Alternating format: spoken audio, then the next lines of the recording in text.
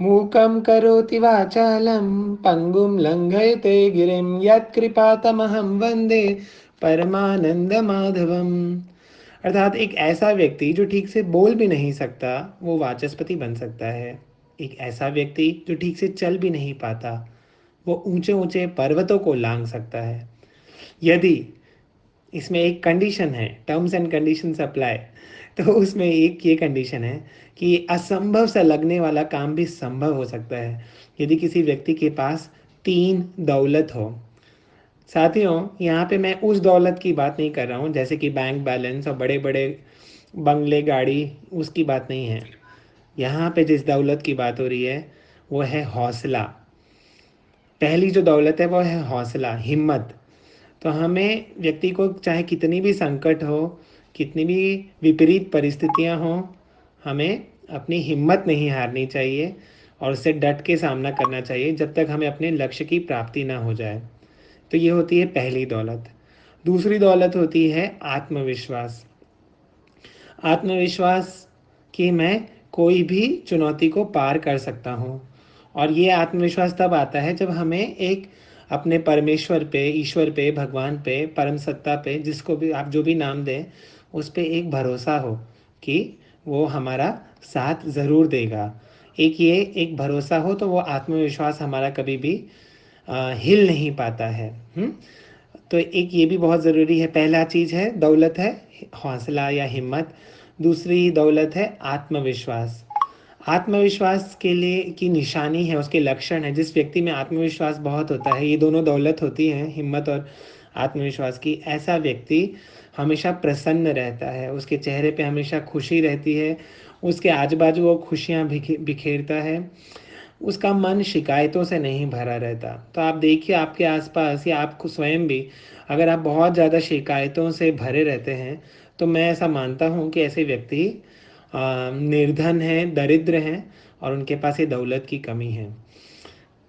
तो हमें इस बात का ध्यान रखना है कि अपने अंदर जब भी कुछ गड़बड़ हो, कोई फेलियर हो, कोई नाकामयाबी हो, तो उसके लिए तुरंत हमें उसका उसके लिए ब्लेम नहीं करना होता है। उसका आरोप अपनी समाज के ऊपर, अपने देश के ऊपर, सरकार के ऊपर या अपनी परिस्थिति के ऊपर, अपनी दिव्यांगता के ऊपर, किसी के ऊपर ये अपनी विफलताओं का या फेलियर्स का हमें उसको ब्लेम नहीं करना चाहिए। तो ये इस बात का हमें ध्यान रखना है।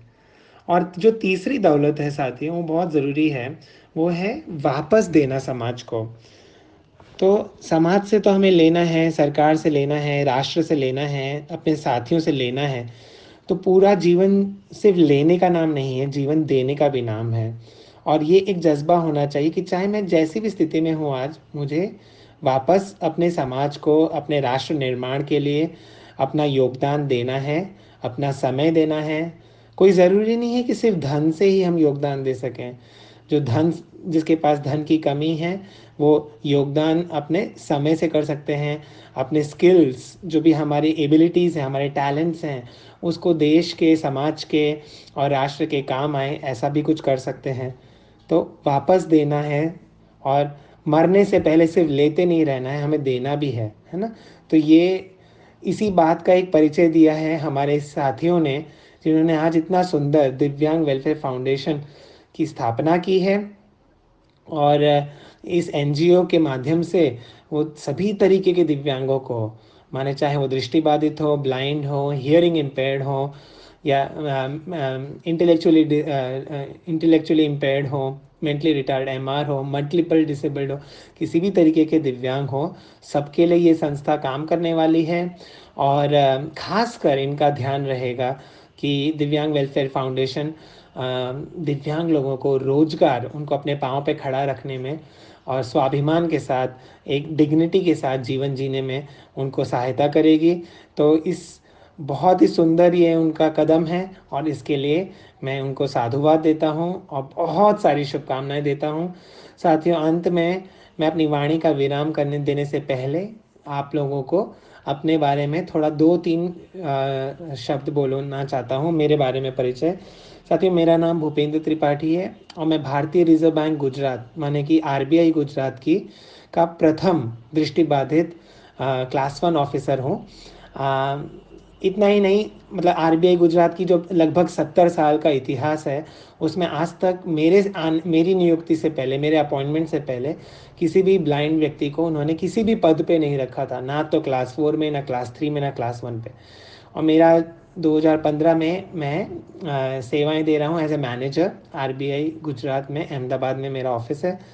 और ये बहुत आप लोग को जान के फ़ख्र होगा, गर्व होगा कि 2018 में मुझे आरबीआई के रिकमेंडेशन से भारत सरकार ने, गवर्नमेंट ऑफ इंडिया ने नेशनल अवार्ड, माने कि जो राष्ट्रपति सम्मान है, उससे नवाजा था नई दिल्ली में। और आज मैं एक मोटिवेशनल स्पीकर भी हूँ और विभिन्न यूनिवर्सिटीज़ और कॉलेजेस में मुझे बुलाया जाता है।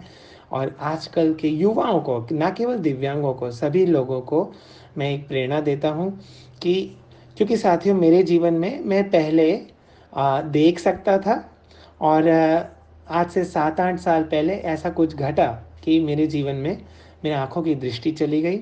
और ये ऐसा हुआ था कि मुझे अचानक से पैरालिटिक अटैक आया और कैंसर बाद में डायग्नोस हुआ, और बाद में बायोप्सी से पता चला कि ये कैंसर आखिरी स्टेज का है, लास्ट स्टेज में है। बचने की कोई उम्मीद नहीं थी, और डॉक्टर्स के अनुसार मैं केवल 5-6 हफ्ते का ही मेहमान था इस दुनिया में। और ऐसी स्थिति में मैंने यही जो तीनों दौलत मैंने बताई, अपना आत्मविश्वास, अपने ईश्वर में भरोसा और हिम्मत, हौसला, कभी ना, मतलब हथियार न डालने का एक जज्बा, इन सब को अपनी दौलत का इस्तेमाल किया। और लड़ते लड़ते मैंने अंततः कैंसर को परास्त किया, उसको हार दी। और बाद में फिर से मेरे जीवन में एक ऐसा तूफान आया, क्योंकि मैंने कैंसर से लड़ते लड़ते साइड इफ़ेक्ट से मेरी आँखों की दोनों जो नसें हैं वो सूख गईं, और दवाइयों की गर्मियों से, और मेरी आँखों की दृष्टि पूरी तरीके से चली गई।